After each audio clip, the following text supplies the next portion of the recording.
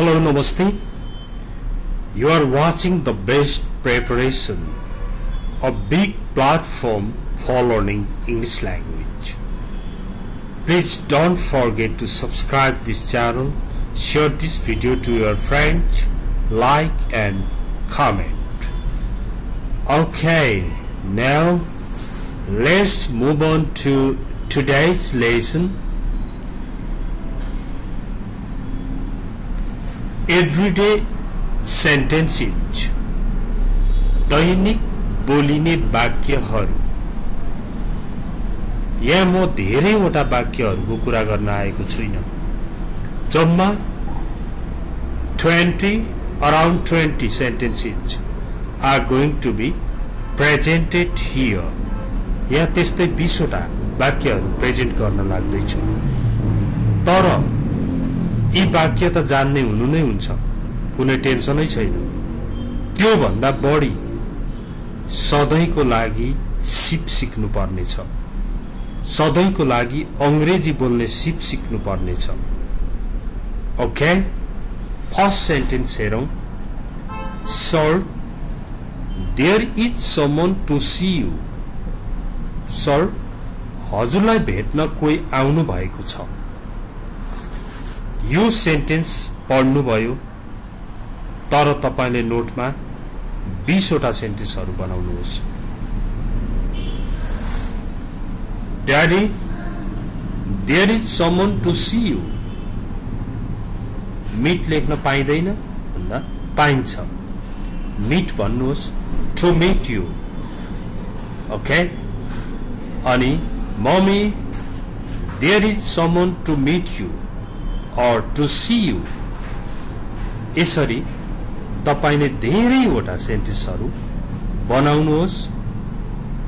कसैलाई हजुरलाई भेट्न कोही आउनु भएको छ भन्दाखेरि म अंग्रेजीमा भन्न सक्छु भन्नुहोस् र प्रयोग गर्ने पनि गर्नुहोस्।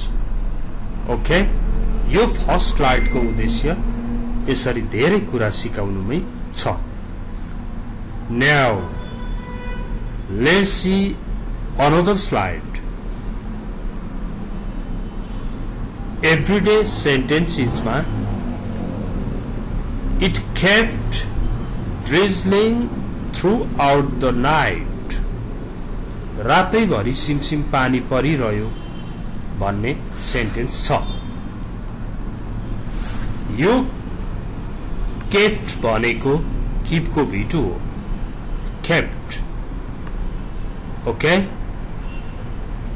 कीप पछाडी आईएनजी वाला भर्ब राख्यो भने कन्टिन्यू भइरहेको अथवा कन्टिन्यू भइरह्यो भन्ने अर्थ लाग्छ। अब it kept drizzling throughout the night, रातै भरि सिमसिम पानी परिरह्यो भन्ने सेन्टेन्स जानेपछि तपाईले मेरो बच्चा रातै भरि रोइरह्यो भन्नु पर्यो भने अब my child or my baby kept crying throughout the night। रातै भरि रोइरह्यो। अथवा यो रातभरि रुन्थ्यो भन्नु पर्यो भने, अथवा तिमी रातभरि रुन्थ्यौ, सुत्नै दिँदैनथ्यौ भन्नु पर्यो भने नि, यु अब यसो हुन्थ्यो उसो हुन्थ्यो भन्न त युज टु ल्याउनु पर्छ नि। You use to keep crying throughout the night. तिमी रातै भरि रुन्थ्यौ भनेको हो। ओके, त्यसले रातै भरि फोन गरिरह्यो, मैले उठाइन भन्नु पर्यो। उसले रातै भरि फोन गरिरह्यो, मैले उठाइन भन्नु पर्यो भने he kept calling me throughout the night। he kept calling me, ringing me throughout the night। उसले मलाई रातै भरि फोन गरिरह्यो, but I didn't receive it। तर मैले रिसिभ गरिन। त्यसरी सिपको विकास गर्दै जानुहोस्। Let's see third slide. यहाँ भारी वर्षा र बाढीले गर्दा सबै कामकाज बन्द छ। Everything is closed. Everything is closed here due to the heavy rain and flood. Okay? अब चिसो र तुषारोले गर्दा सबै बन्द छ भन्नको लागि कोसँग गएर सिक्ने? कोहीसँग जाने होइन, यही हेर्ने। Everything is closed here due to भनेको को कारणले गर्दा, ले गर्दा, due to the cold हैन, चिसोले गर्दा, due to the cold, चिसोले गर्दा यहाँ सबै ठप्प छ भन्दा यहाँनेरि कोल्ड राखिदिने। हेभी कोल्ड भने पनि हुन्छ, सिभियर कोल्ड भने पनि हुन्छ, कोल्ड वेदर भने पनि हुन्छ। फ्रोस्ट भन्यो भने तुषारको कुरा भयो, स्नो भन्यो भने हिउँको कुरा भयो। केले गर्दा हो?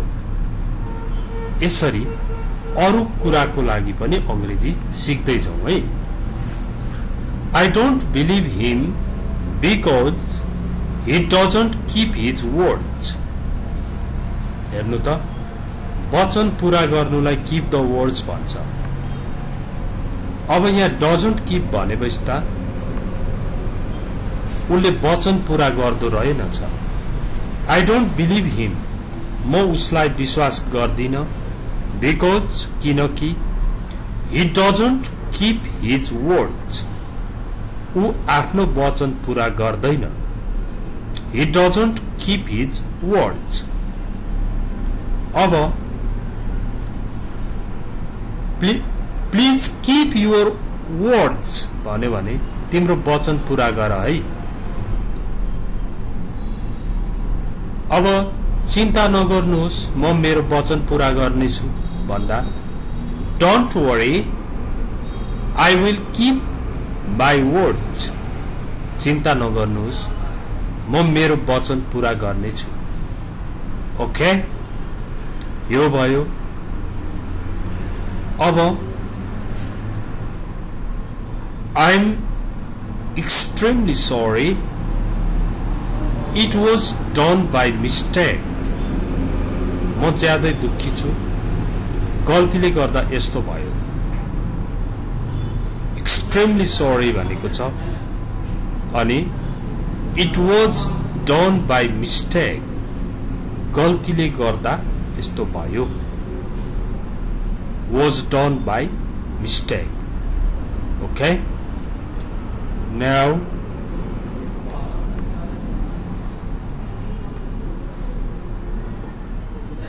let's see another. Okay, in this sentence, please don't try to impose yourself on me. यो पनि तपाईलाई एकदमै युजफुल छ।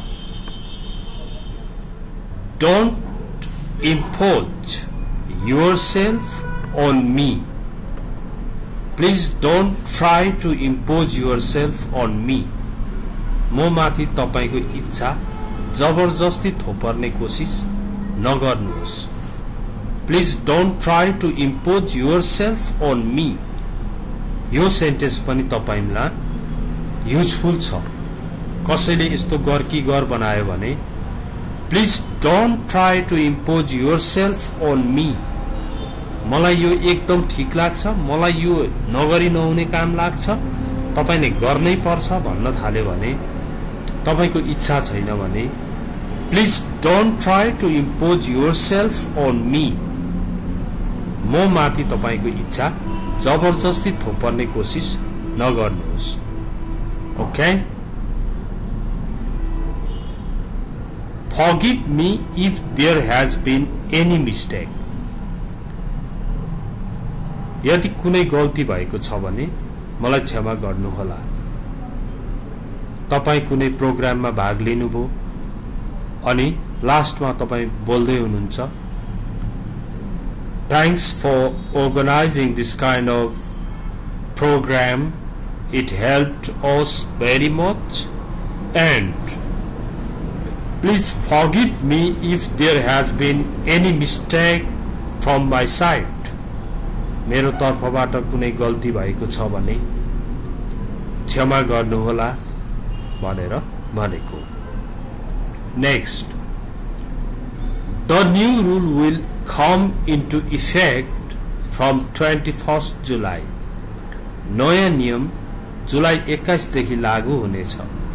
लागू हुनुलाई come into effect भन्दो रहेछ भनेर तपाईले भन्नु पर्यो। त्यो नियम चाहिँ जुलाई 21 बाट लागू हुनेछ भनेपछि भविष्यको कुरा आएकोले will आयो। The new rule will come into effect from 21st July. नयाँ नियम जुलाई 21 देखि लागू हुनेछ। लागू भयो भन्नु पर्यो भने the new rule come लाई के बनाउने, came बनाउने। The new rule came into effect from 21st July. त्यो नयाँ नियम 21st जुलाईबाट लागू भयो भन्दा come लाई came बनाउनु पर्छ। लागू हुनेछ भन्दा will come भयो। तैपनि come into effect भनेको लागू हुनु, चलन चल्तीमा आउनु भन्ने अर्थमा अर्थ लाग्दो रहेछ भनेर तपाईले come into effect नै पुरै सारेर अभ्यास गर्नुपर्छ।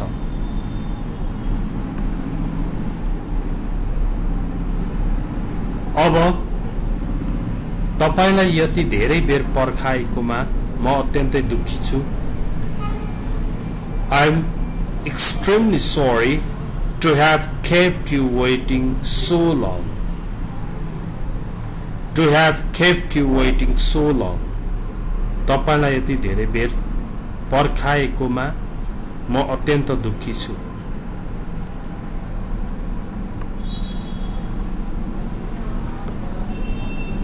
त्यस्तै म यस्तो अपमान सहन सक्दिन। I can't bear such an insult. Bear गर्नु भनेको सहनु। I can't bear such an insult. म यस्तो अपमान सहन सक्दिन। यो पनि हामीलाई दैनिक जीवनमा आवश्यक पर्छ। यस्तै यस्तै कुराहरू साथीलाई सिक्नको लागि शेयर गर्न पनि नभुल्नुहोला।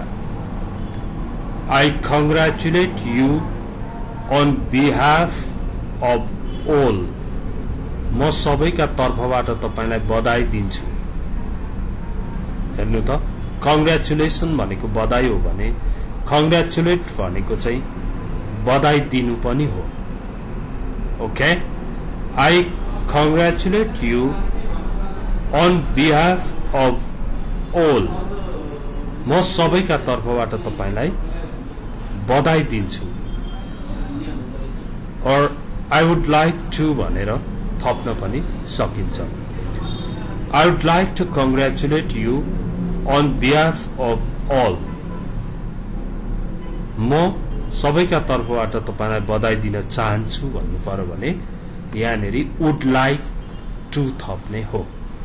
I would like to congratulate you on behalf of all. Okay?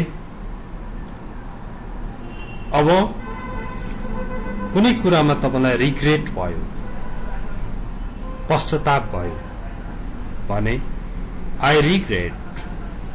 I can't accept this proposal. मलाई खेद छ, म यो प्रस्ताव स्वीकार गर्न सक्दिन। ओके,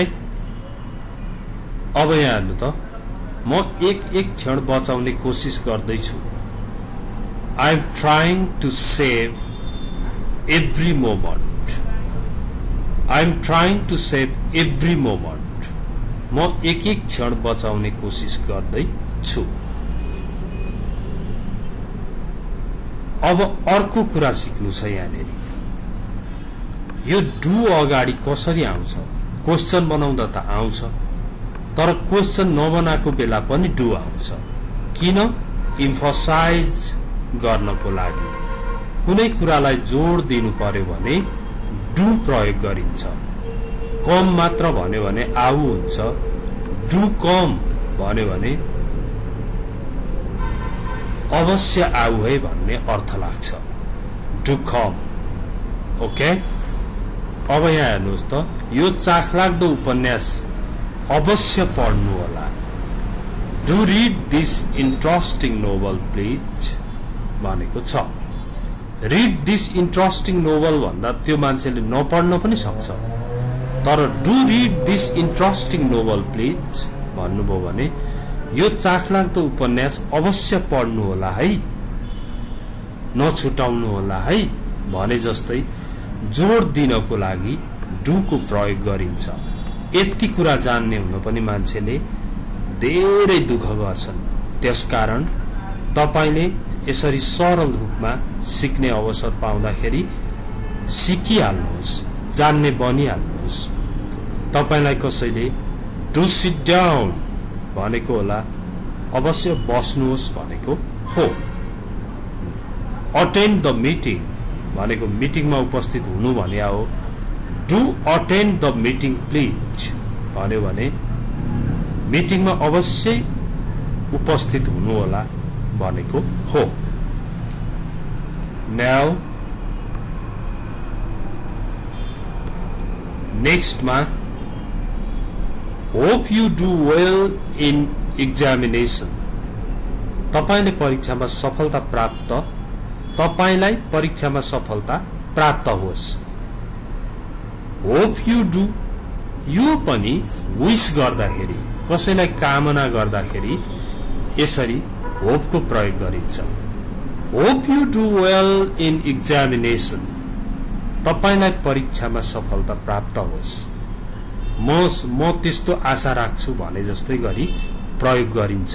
यसको प्रयोग पनि केयरफुल भएर हेर्नुहोस्।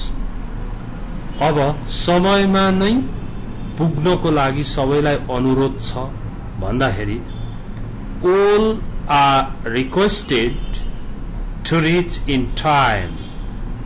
इन टाइम र अन टाइम को बारेमा छुट्टै भिडियो मैले अपलोड गरेको छु, लिंक चाहियो भने पनि भन्नु होला है। all are requested to reach in time।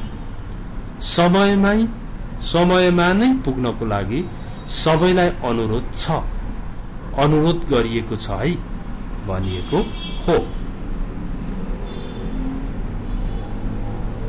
I wish I had a house in Pokhara. मेरो पोखरामा घर भइदिए हुन्थ्यो भन्ने म चाहन्छु। तपाईलाई यसो भइदिए हुन्थ्यो, यसो भक्को भए चाहिँ हुने थियो भन्ने लाग्यो भने I wish भन्नुहोस् अनि I पछाडि भिटु लाउनुहोस्। मसँग छाता भइदिया भए हुन्थ्यो भन्नु पर्यो भने I wish I had an umbrella। Okay,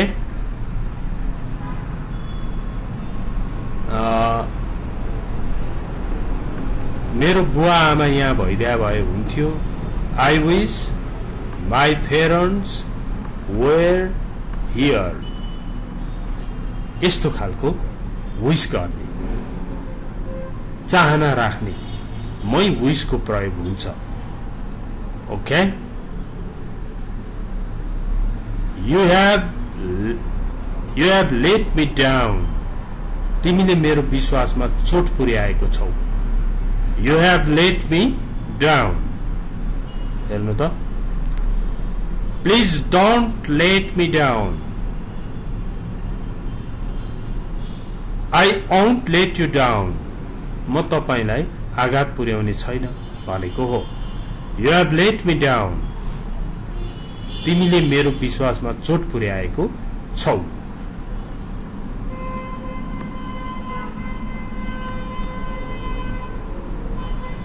Remind me about it tomorrow। मलाई यसको बारेमा भोलि सम्झाऊ। रिमाइन्ड गर्नु भनेको सम्झाउनु रहेछ। ओके, अब remind me about it tomorrow भन्ने मान्छेले मलाई 2 बजे औषधि खान सम्झाऊ है भन्नु पर्यो भने remind me to take medicine at 2 PM. दिउँसो 2 बजे औषधि खान मलाई सम्झाऊ है।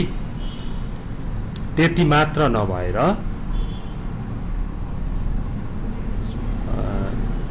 जस्तो your face reminds your father भन्यो भने तिम्रो अनुहारले तिम्रो बुवालाई सम्झाउँछ भनेको हो। त्यस्तो खालकोलाई रिमाइन्ड भनेर भनिन्छ। अब नेक्स्ट हेर्नुहोस्, कसैले तपाईलाई इन्भाइट गर्यो, भर्बमा चाहिँ इन्भाइट भनिन्छ तर इन्भिटेसन भनिन्छ नाउनमा। Invitation, thanks for your invitation to dinner, साँझको खानाको लागि निम्तो गरेकोमा तपाईलाई धन्यवाद। Thanks for your invitation to your birthday party, to your brother's wedding, sister's wedding. दाइको बिहामा बोलाएकोमा निम्तो गरेकोमा धन्यवाद। दिदीको बिहामा निम्तो गरेकोमा धन्यवाद। बहिनीको बिहामा निम्तो गरेकोमा धन्यवाद। बर्थडे पार्टीमा निम्तो गरेकोमा धन्यवाद। Thanks for your invitation to your birthday party. Okay, यति सेन्टेन्सहरु हामीले आज राम्रोसँगले हेरेका छौं। तपाईलाई आवश्यक पर्ने सेन्टेन्सहरु डाउनलोड गरेर अथवा नोटमा टिपेर भए पनि अभ्यास गर्नुहोला। Thanks for watching it. See you next time. Have a good day. Bye bye.